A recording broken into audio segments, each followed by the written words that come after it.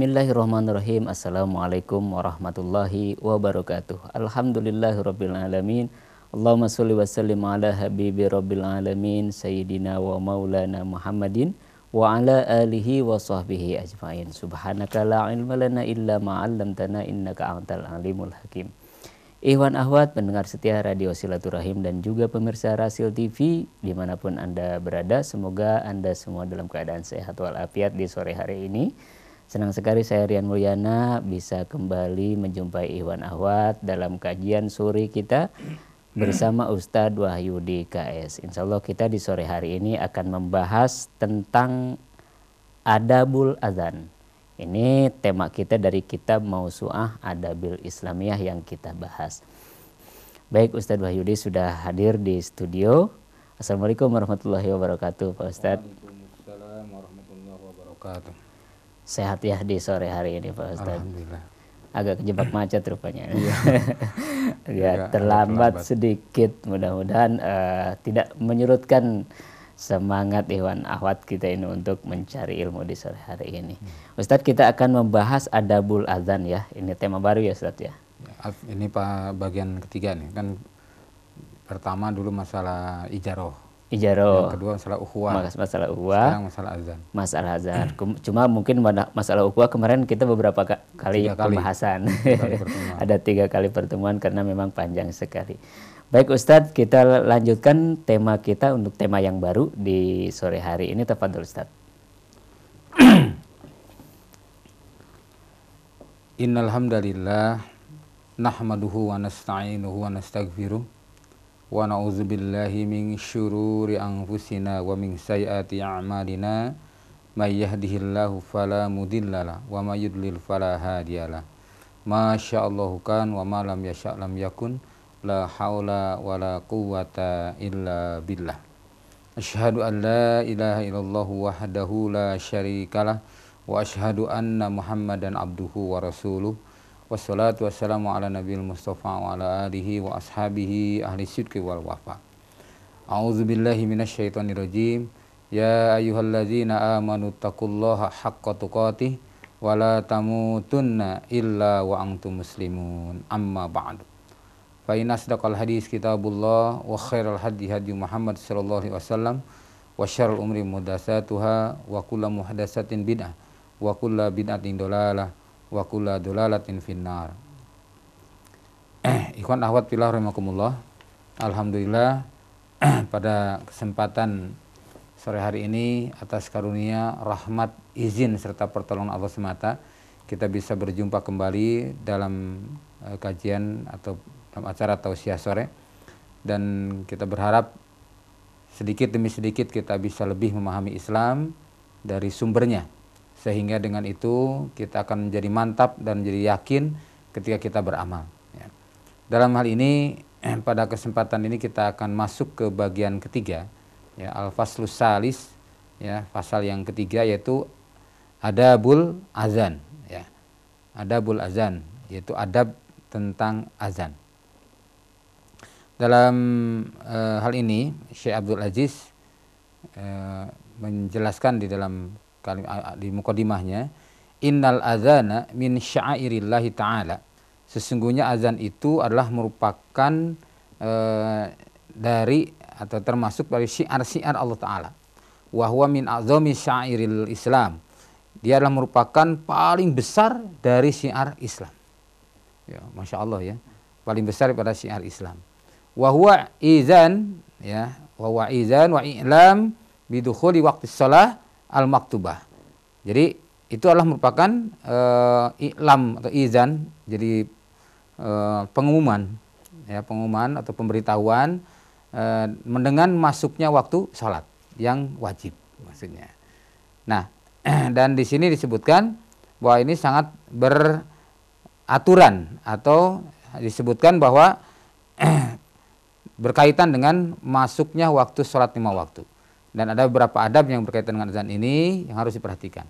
Namun sebelumnya kita lihat seperti apa awal azan ini terjadi. Nah, di dalam kitab Mausu'ah ini tidak dijelaskan ya. Tapi saya mencari ngambil dari kitab lain bahwasanya dulu itu sholat diwajibkan 5 waktu itu dari 3 tahun sebelum Rasul hijrah.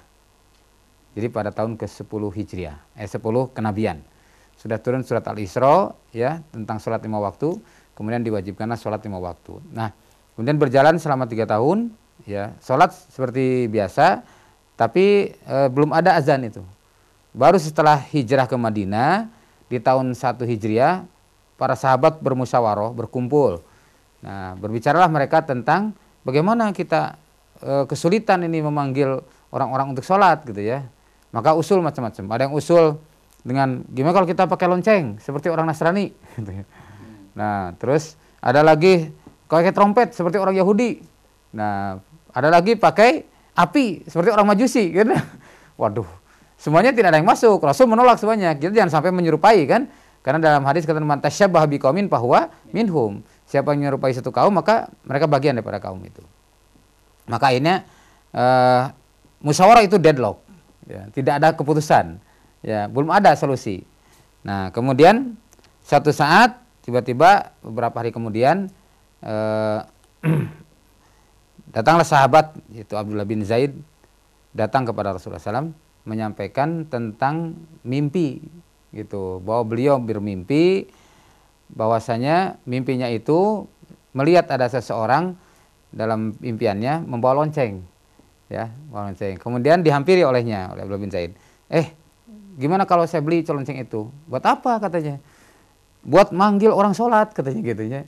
Nah, terus kata yang jualan lonceng itu dalam impian tuh, oh, maukah aku tunjukkan yang lebih baik daripada itu semua gitu. Mau katanya. Gimana katanya? Nah, akhirnya ditunjukkanlah Allahu Akbar, Allahu Akbar, Allahu Akbar, Allahu Akbar sampai selesai azan. Nah, itu diingatnya. Nah, itulah kamu lakukan, panggillah orang-orang itu dengan kalimat itu. Dan apabila sudah mereka berkumpul ketika akan mendirikan sholat, maka bacalah iqamah gitu ya. Iqamah pun dibacakan dengan bacaan sekali-sekali. Nah, maka terjagalah Abdullah bin Zaid. Kemudian wah, subhanallah, mau ceritalah kepada Rasulullah gitu ya. Kemudian disampaikanlah kepada Rasulullah SAW keesokan harinya bahwa ia mimpinya tadi malam itu mimpi mendengarkan tuntunan bahwa untuk memanggil orang sholat dengan kalimat itu. Dan kemudian Rasulullah SAW diberikan juga wahyu oleh Allah SWT kan bahwa membenarkan atas mimpi itu. Nah, kemudian kalau begitu panggillah Bilal, sampaikan pada Bilal karena suara Bilal itu lebih bagus dari kalian semua. Maka lakukanlah itu dengan suara Bilal. Nah, maka dilakukanlah oleh Bilal mulai memanggil azan, gitu, memanggil sholat dengan azan. Nah, kemudian 20 hari kemudian Umar bin Khattab datang pada Rasulullah. Ya Rasulullah, aku mendengar suara Bilal, aku teringat akan mimpiku 20 hari yang lalu. Kata Rasulullah, kenapa engkau tidak menyampaikannya kepada aku waktu itu? Ya Rasulullah, aku malu, saya keduluan sama Abdullah bin Zaid. Jadi keduluan sama Abdullah bin Zaid tadi menyampaikan pada Rasulullah. Akhirnya Umar menahan diri gitu, merasa malu. Jadi sampai tertunda 20 hari gitu. Setelah itu baru kemudian disampaikan. Dan ini menunjukkan kuatnya dasar keterangan tentang ini, bahwa azan dan iqamah itu adalah dimimpikan oleh para sahabat radhiyallahu anhum, ya, oleh dua orang sahabat tadi, Abdullah bin Zaid dan Umar bin Khattab. Kemudian disampaikan kepada Rasul, dan Rasul akhirnya menetapkan itu sebagai panggilan. Dan yang diangkat menjadi muazin pertama adalah Bilal bin Rabah, seorang yang berkulit hitam dari bangsa Ethiopia, ya, dan ternyata subhanallah luar biasa, Bilal diangkat oleh Allah SWT dengan suara azannya, sehingga Rasulullah SAW menyampaikan bahwa dalam hadis riwayat Muslim beliau mengatakan al-muadzinuna atwalun nas a'naqan yaumal qiyamah. Masya Allah. Jadi para muazin itulah orang yang paling panjang lehernya pada hari kiamat. Jadi menunjukkan kemuliaannya itu dengan dipanjangkan lehernya. Itu sehingga berbeda dengan yang lain. Nah, itulah yang dimuliakan Allah Subhanahu wa taala. Dan sungguh sangat banyak sekali hal yang berkaitan dengan adab muazin ini. Oleh karena itulah kita akan bahas satu persatu. Nah, yang pertama adalah dalam ini disebutkan an-niyatus salihah. Jadi niat yang salih atau niat yang benar, ya. Bahwasanya selayaknya seorang muazin itu hanya mengharapkan wajah Allah, ya. wajah Allah semata dengan azannya, mencari pahalanya, tuh meraih balasan dari Allah Subhanahu wa taala yang disebutkan sekali dalam banyak hadis. Dan karena itu janganlah ia mengharapkan materi dunia dengan azan. Saya mau azan biar kasih uang gitu ya. Nah, saya mau azan biar saya punya penghasilan. Nah, ini sebenarnya tidak dibenarkan ya. Jadi dalam hal ini beliau memperingatkan agar tidak mengejar dunia dengan azan. Rasulullah SAW bersabda kepada Utsman bin Abil As, wattakhid muazzinan la ya'khudhu ala azanihi ajron. Nah, pilihlah muazin yang tidak mengambil upah dari azannya. Ini hadis diriwayatkan oleh Imam Ahmad ya.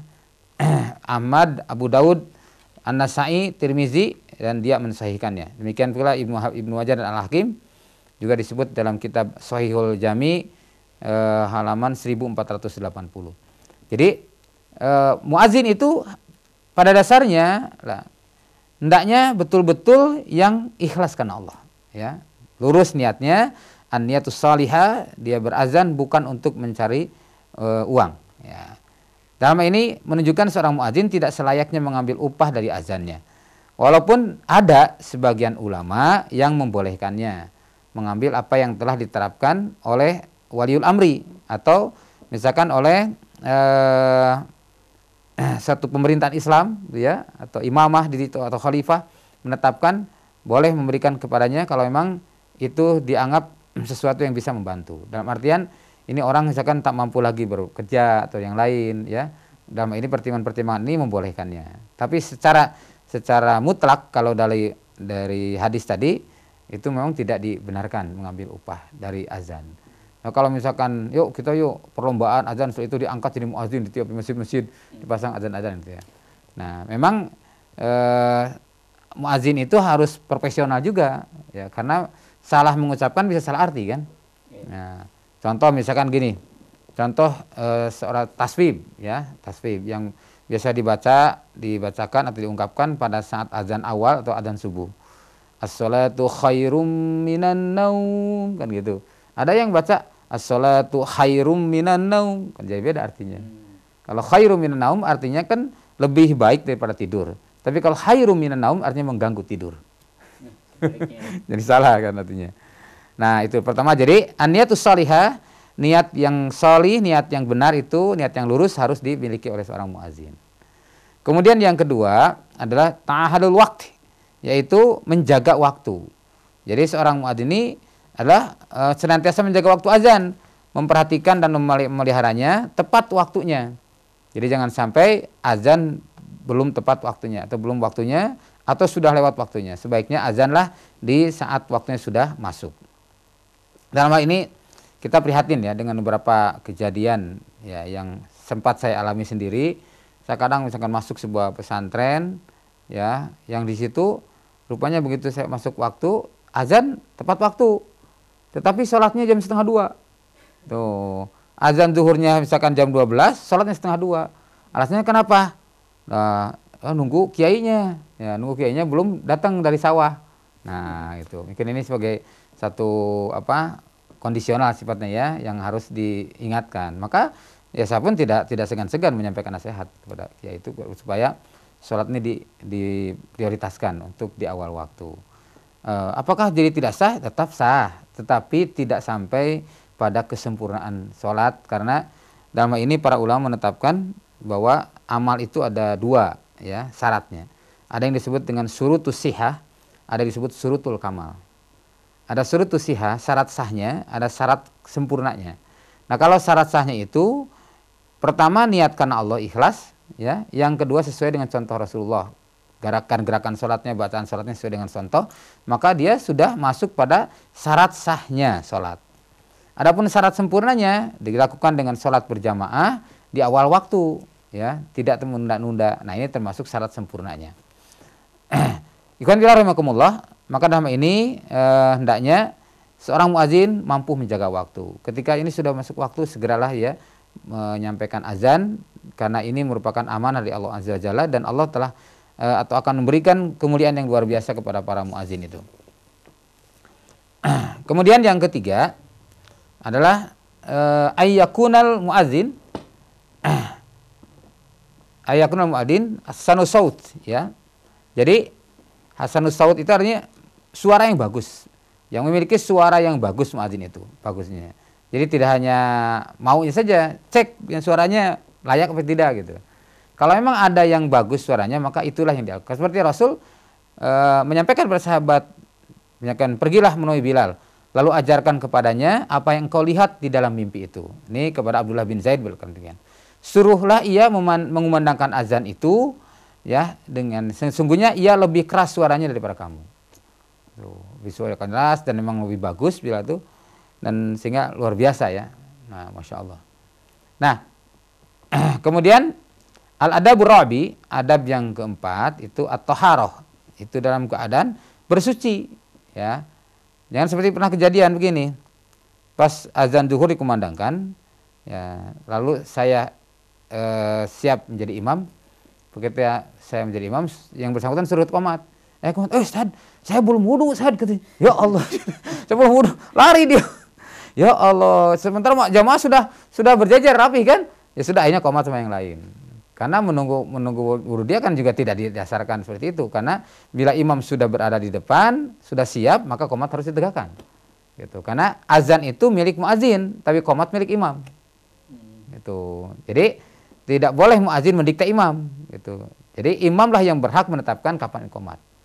Jangan seperti di luar ya, seringkali terjadi azan itu sudah azan terus qomat dorong-dorong. Oh yuk kamu. Nah, itu tidak benar. Ya, sunnahnya seperti itu. Kalau pas dengan sunnah itu, sebelum qomat itu ditetapkan dulu imamnya. Siap, silakan. Nah, baru qomat ditegakkan. Karena ini yang dicontohkan oleh Rasulullah SAW. Bilal bin Rabah itu kalau mau qomat, dia minta izin dulu kepada Rasul. Ya, datang dulu kepada Rasulullah. Ya Rasulullah, sekarang ya qomat. Atau Rasul datang, maka Bilal qomat gitu ya. Nah, jadi kadang Bilal mendatangi Rasulullah, ya, kadang juga Bilal melihat datangnya Rasulullah, lalu Bilal qomat.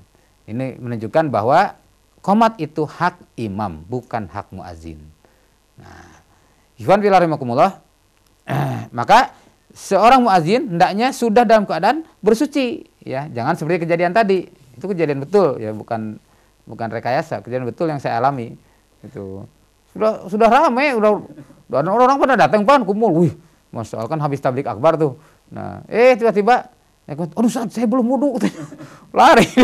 Astagfirullah, gimana ini? Nah, itu ya. Kemudian yang kelima, al-adabul khamis, yaitu al-azan min makanin murtafi'. Jadi yang kelima, bahwa azan itu harus dari tempat yang tinggi. Nah, alasannya, kenapa dulu harus di tempat yang tinggi? Karena memang dulu belum ada baru saut, ya, artinya pengeras suara, belum ada speaker seperti sekarang, ya, belum ada pengeras suara. Jadi maka naik paling tinggi. Nah, dulu Bilal itu azan di tempat salah seorang wanita, ya, rumah seorang janda itu, dan tempatnya rumahnya itu paling tinggi. Nah, dia naik tuh ke atas rumah paling tinggi, ya, dekat Masjid Nabawi itu. Kemudian berkumandanglah di situ azan, supaya kedengaran kemana-mana gitu. Nah, sekarang tidak harus lagi seperti itu. Para ulama sudah menetapkan boleh tidak naik ke tempat tinggi karena sudah terwakilkan dengan pengeras suara. Gitu. Bahkan sekarang kadang-kadang ada orang yang adzan sambil tiduran. Nah, ini tidak dibenarkan. Kenapa? Karena di sini disebutkan al-adabus sadis, ya, adab yang keenam adalah disebutkan bahwa al-azan qaiman. Ya, orang yang azan itu harus dalam keadaan berdiri, ya, berdiri. Kalau memang dia tidak cacat, ya. Lain lagi kalau orang yang cacat kan, orang cacat nih azan tapi dia tidak bisa berdiri, ya sudah, itu darurat itu namanya. Tapi kalau dalam kondisi normal, hendaknya dia berdiri, ya. Tidak boleh udahlah sambil tiduran azan gitu ya. Nah, ada lagi azan dengan kaset. Nah, ada yang begitu. Ada. Saya kira benar gitu ya, ternyata kok datang ke masjid nggak ada orang. Oh, rupanya dengan kaset adanya. Oh, Masya Allah. Nah, ini ada kejadian seperti itu ya. Mungkin di antara pendengar juga ada yang pernah mengalami hal yang sama dengan saya. Saya cari-cari, loh kok ternyata azannya dengan kaset. Gitu. Nah, kemudian al-adabus sabi', adab yang ketujuh. Adab yang ketujuh adalah raf'us sauti bil azan. Jadi mengangkat suara setinggi mungkin dalam artian dia mengeraskan suara ya. Ya, tadi juga karena memang dulu belum ada pengeras suara. Nah, kalau sekarang ada pengeras suara, tetap dengan suara lantang, dengan suara keras ya, tetapi tentu tidak berlebihan ya. Tetap bisa menjaga, mengatur sehingga tetap dalam keadaan baik. Kemudian al-adabus samin, adab yang ke-8 itu syaf'ul adzan wa itaril iqamah. Ya. Jadi disebutkan di sini jadi menggenapkan azan ya, mengganjilkan iqamah. Bagaimana maksudnya? Menggenapkan adzan Allahu akbar Allahu akbar Allahu akbar Allahu akbar, itu kan berarti 2 ya. Duanya itu 1, satunya itu 2 gitu. Jadi satunya takbir disebutkan dengan Allahu akbar itu dihitung 1. Allahu akbar 1 lagi jadi 2. Nah, ini berdasarkan beberapa hadis yang kami baca bahwa yang dimaksud 2 itu adalah bukan begini, Allahu akbar asyhadu alla ilaha illallah gitu ya. Tapi takbirnya 2-nya itu 1 gitu. Nah, itu yang dicontohkan oleh Rasulullah SAW ketika membimbing para sahabat untuk menyampaikan adzan. Dan tadi yang pertama kali diperintahkan azan adalah Bilal bin Rabah. Kemudian mengganjilkan iqamah dengan kalimat yang 2 tadi, kan takbirnya jadi 4 ya. Jadi 1-nya berarti 2 kali. Allahu akbar asyhadu alla ilaha illallah asyhadu anna muhammadar rasulullah hayya 'alas shalah hayya 'alal falah qad qamatis shalah Allahu akbar la ilaha illallah. Nah, gimana katanya ada yang qomat dengan azannya dengan takbir itu 1 kali. Allahu akbar asyhadu alla ilaha illallah asyhadu anna muhammadar rasulullah. Ada seperti itu kan? Nah, itu adalah masalah fikih ya. Masalah fikih, bukan masalah syariah, bahwa memang saya sendiri baca berbagai macam bentuk azan. Bahkan ada yang mencontohkan dengan kalimat-kalimat yang lain, ada yang sampai 18 takbiran, 18 kali gitu, 18 kalimat. Ada yang 14, ada yang 17, ada yang 19 kalimatnya tuh kalau kita hitung. Nah, macam-macam. Nah, ini tentu tidak perlu harus dipertentangkan masalah ini. Tapi yang penting dia melakukan itu semua ada dasar hukumnya. Tapi kalau misalkan tidak ada dasar hukumnya ya kita berlepas diri ya kalau tidak punya dasar hukum. Tapi kalau ada landasan dalilnya dan memang disahihkan oleh para ulama ahli hadis, maka insya Allah kita tidak ada masalah. Nah, kemudian al-adabut tasi' ya, adab yang ke-9 yaitu luzumus sunnah fil azan. Artinya mengikuti sunnah dalam azan. Nah, seperti apa mengikuti sunnah dalam azan itu? Artinya memang sebagaimana yang dicontohkan oleh Rasulullah SAW. Nah, dalam ini lafaz adzan itu tadi, kalau beberapa hadis yang diriwayatkan oleh Abu Dawud ya, dari Abu Mahzurah, di dalam Muslim juga meriwayatkan, dalam Syarah An-Nawawi disebutkan antara lain Allahu akbar asyhadu an la ilaha illallah asyhadu an la ilaha illallah asyhadu anna muhammadar rasulullah asyhadu anna muhammadar rasulullah hayya 'alas shalah hayya 'alas shalah hayya 'alal falah hayya 'alal falah Allahu akbar la ilaha illallah. Nah, ini yang masyhur dipakai. Demikian kalau untuk iqamah, Allahu akbar asyhadu an la ilaha illallah asyhadu anna muhammadar rasulullah hayya 'alas shalah hayya 'alal falah qad qamatis shalah Allahu akbar la ilaha illallah. Nah, itu dalam qomat. Ini sunnah Rasulullah SAW yang tentu ini yang di kalangan ahlus sunnah seperti itu. Kemudian yang ke-10 adalah tarji' ya, disebutkan tarji'ul azan. Apa itu tarji? Itu makna tarji dalam azan adalah muadzin mengucapkan 2 kalimat syahadat, yang pertama dengan suara yang rendah, setelah itu meninggikan suara pada kali keduanya. Nah, Nabi mengajarkan azan kepada Abu Mahdzurah, saya bersabda seperti tadi disebutkan Allahu Akbar, Allahu Akbar, Allahu Akbar, Allahu Akbar, tarfa'u bihas sautak.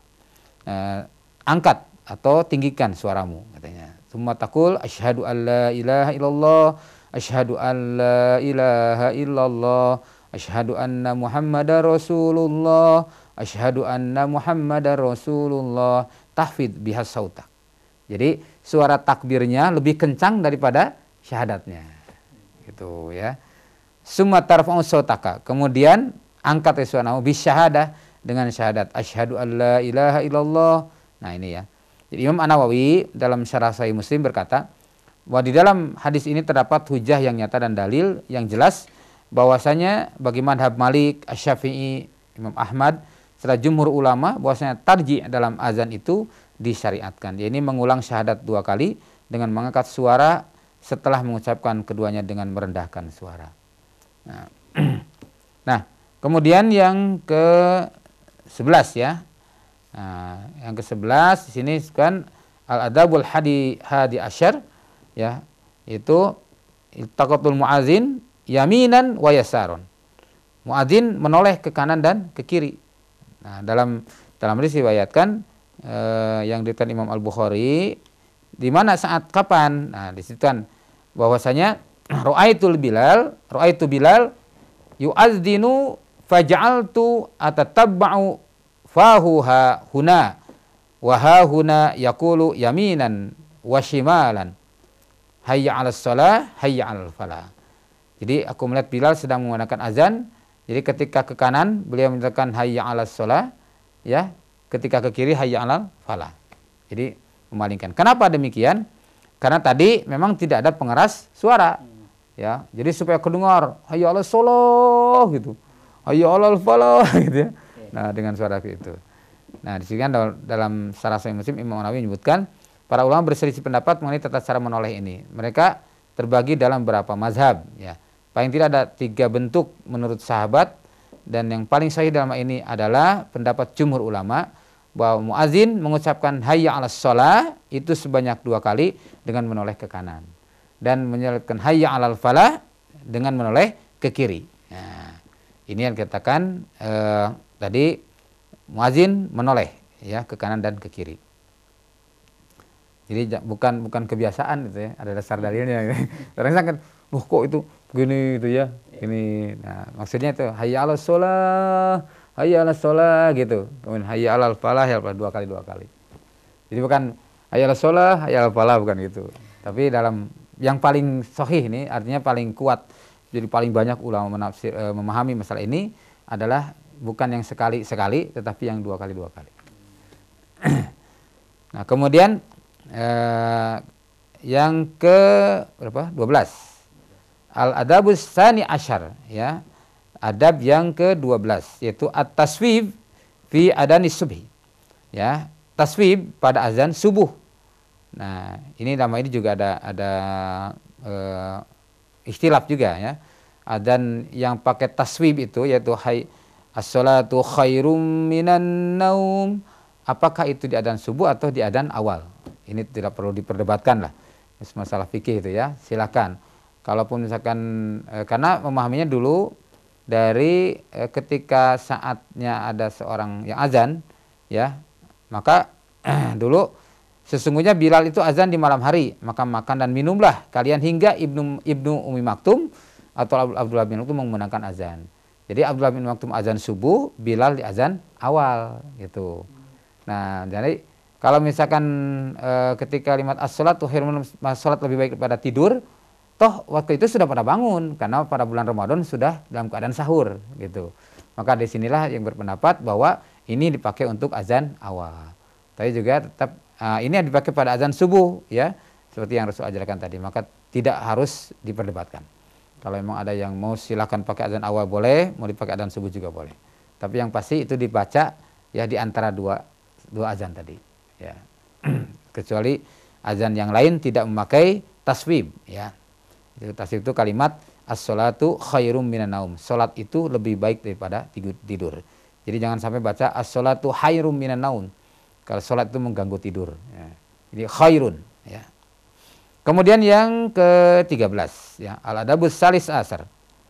Ada yang ke-13 itu al-azanul awal lil fajri lailan. Nah, azan fajar sebelum masuk fajar sidik. Ya, adzan pada malam hari. Al-azanul awal lil fajri lailan. Adzan fajar itu adzan awal pada waktu fajar. Nah, tadi disebutkan bahwa inna Bilal yu'azdinu bilail. Sesungguhnya Bilal itu azan pada malam hari.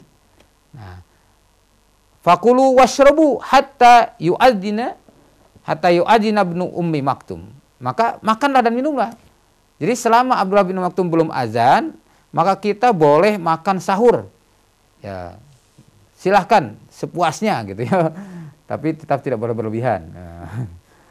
Nah, dalam hal ini juga berbeda pendapat. Jam berapa nih malam harinya tuh? Kita pernah gali ya di pesantren. Ternyata sekian banyak ulama yang menjelaskan masalah ini. Itu ada yang memperkirakan jam 2. Ada yang memperkirakan tengah malam. Ada yang menyebutkannya kira-kira ya jam 3 lah gitu diperkirakan. Ada yang setengah 4. Ya, saya kira ini pun tidak harus diperdebatkan pula. Ya, kira-kira mana yang lebih pantas lah. Memang secara umum sebagian besar memang memakainya jam 3. Tapi ada juga yang jam setengah 4. Jadi ada yang ditarik dari waktu subuhnya. Ya seperti di Masjidil Haram dan Masjid Nabawi itu kan kurang lebih sekitar setengah jam lah. Atau kalau 40 menit ya kadang-kadang sebelum subuh. Nah, dengan itu maka masih cukup untuk mendirikan sholat malam. Jadi artinya agak panjang. Jadi tidak sangat berdekatan gitu ya. Agak panjang waktunya. Nah, paling tidak kalau bacaan pendek mungkin bisa 7 atau 9 rakaat. Tapi kalau bacaan panjang mungkin hanya cukup 7 rakaat atau 5 rakaat gitu ya. Nah, tapi kalau di jam 3 mungkin bisa 11 rakaat gitu. Nah, ini pertimbangannya. Jadi memang itu bukan untuk azan itu bukan untuk sholat malam, bukan. Hanya memberitahukan bahwa tidak lama lagi setelah ini akan waktu subuh datang. Nah, ini memberi kesempatan kepada siapapun yang mereka mungkin agak kesiangan waktunya untuk bisa mendirikan sholat malam walau tidak 11 rakaat gitu. Itu diantara hikmah yang didapatkan. Kalau di sekitar pesantren ada yang memang azan awal itu jadi patokan untuk mereka pergi ke pasar. Ya walau alam ya kita husnuzon lah mungkin sholat malam dulu atau sholatnya di pasar gitu. Itu yang jelas kalau nggak ada yang azan misalkan sempat satu ketika pernah itu ya satu ketika yang bagian azan kesiangan terus yang lain pun tidak ada yang inisiatif gitu ya. Pernah sekali itu ya saya ingat itu tidak azan ada yang nanyain tuh kok pesantren nggak azan ya kan gitu. Karena sudah biasa pesantren kita azan pada waktu malam itu. Nah, saya kira itu saja dulu ya sebagai mukadimah dan insya Allah nanti kita akan sambung lagi kalau memang masih ada waktu dan sebenarnya masih banyak ini sekitar 20 ya kita baru 13 ya. 13 ya. Ya insya Allah. Demikian ikhwan akhwat fillah rahimakumullah para pemirsa TV Rasil TV dan pendengar radio Silaturahim. Mudah-mudahan apa yang saya sampaikan ada manfaatnya dan kita akan kaji lebih jauh insya Allah. Barakallahu fiikum.